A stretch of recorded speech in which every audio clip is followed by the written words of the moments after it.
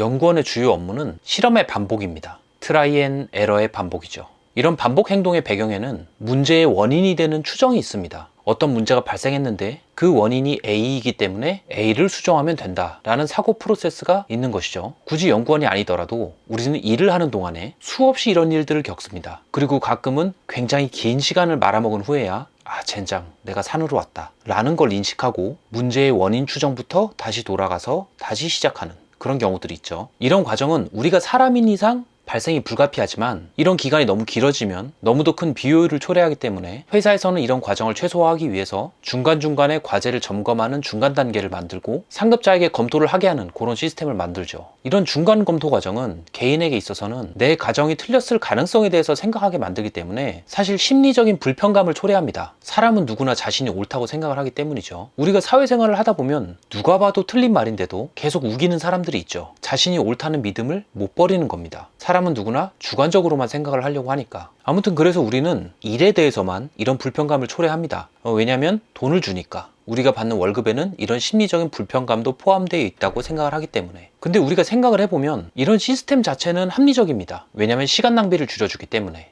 우리를 해결이 빠른 길로 안내하기 때문이죠.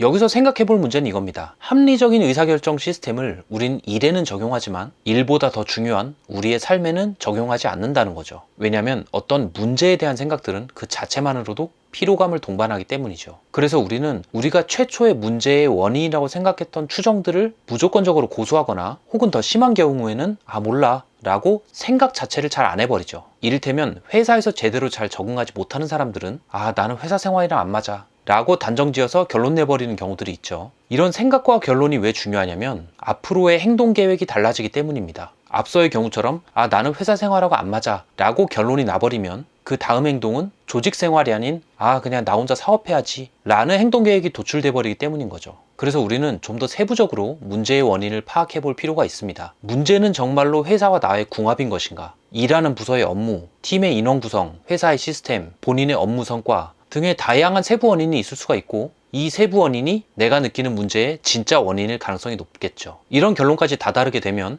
나의 행동 전략도 달라집니다. 상사와의 관계가 안 맞으면 팀 변경을 요청할 수도 있고 다른 회사로의 이직도 생각할 수가 있죠. 혹은 회사 시스템이 미흡하면 시스템 구축에 관해서 제안을 해볼 수도 있고요. 중요한 건 원인 파악을 명확하게 해야 제대로 된 해결책도 나온다는 거죠. 우리의 인생이 뜻대로 잘 안 풀리면 운이 안 좋다 혹은 인생은 원래 그렇다 라고 생각하는 경우들이 있죠. 진짜 그런가요? 정말로 문제의 원인이 운이거나 혹은 인생이 원래 진짜 그런 건가요? 내가 어떤 것을 선택하지 않았거나 혹은 행동하지 않았거나 도전하지 않았기 때문 아닐까? 라고 생각해 볼 수도 있겠죠. 그래서 결론적으로 핵심은 우리에게 주어진 문제의 원인에 대해서 다시 점검해 보는 과정이 필요합니다. 문제의 원인에 대해서 조금 더 깊게 생각해 보는 과정. 문샷이라는 책에서는 우주선 연구원들이 하는 사고 실험에 대한 내용이 나옵니다. 사고 실험이 뭐냐?